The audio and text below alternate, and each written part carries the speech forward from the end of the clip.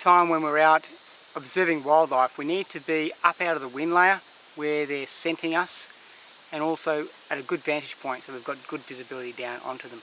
So if I'm doing a lot of wildlife surveying, or I just wanted to see what's going on in a particular area, one way of doing it is to set up what we call a tree stand. So we're going to have a look at one of those today, and we're going to look at how we utilise those for particularly wildlife observation.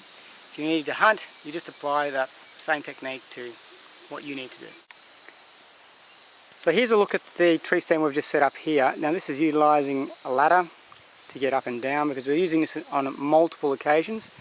Often we may use a prusik and rope setup where I'm minimising my signature visibly on the ground to get up and down the tree. We've got an established tree platform up there, which we'll have a closer look at in a second.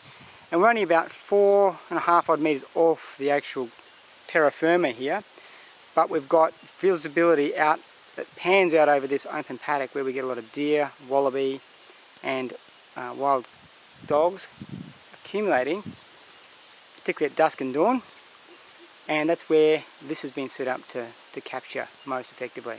So we've got actually an elevation here of a good nearly 30 odd metres beyond our initial 4 metres. So let's have a look at the tree stand itself. Right guys, so let's have a look at what we've got here. Here's the stand. I'm just perching out in the middle of nowhere here, like as if I was abseiling. That's all okay. It's a reasonable distance down to the ground, and as you can see, my visibility from here now is quite awesome in terms of fields of view, and I can see a long distance to the north and to the south of my position here to give me plenty of warning when something's coming up, so I can be all nice and quiet when it arrives. Let's quickly look at safety. Now I've got a belly band around the tree here. That's a purpose-built tree strap. I've got a couple of atrias set up here that I use to get up and down and into this particular location from the ladder. So I'm not at any stage without 3 points of contact getting in and out of this thing. Lots of clips, lots of carabiners to lock on. I've got a simple strop that goes from a Black Hawk belt, cat's pawed in, and into a carabiner that I tie off, screw off, into that separate safety system at the top of the location I'm in. The chair itself literally straps onto the tree. It straps on with another purpose-built tree strap to secure it, and it works by basically levering itself into the bark. I don't know if you can see that down there. So the more weight I put on it, the more secure it is, and it's stable enough in there to lock itself on. I use a rope there around the top of the ladder. It's sort of black rope you can see below, just to keep the ladder secure. You don't want that sucker falling off while you're up here, or while you're getting in or out of the tree itself. And you need to work through, I'm occupying this location primarily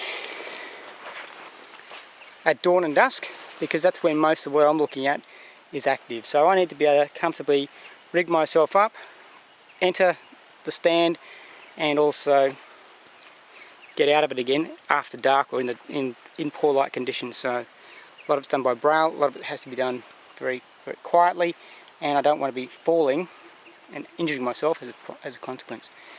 So once I'm up in the stand itself, I still have to apply all the normal considerations for remaining undetected, particularly with wildlife. They will look up, and they do look up, and you'll be spotted in a heartbeat if you make any noise or movement up here. So I'm wearing a Realtree suit, I wear gloves up here, and I'm basically sitting dead quiet, dead still. And hopefully most of the time I'm out of the mosquito direct range of attack, and that helps me keep still again.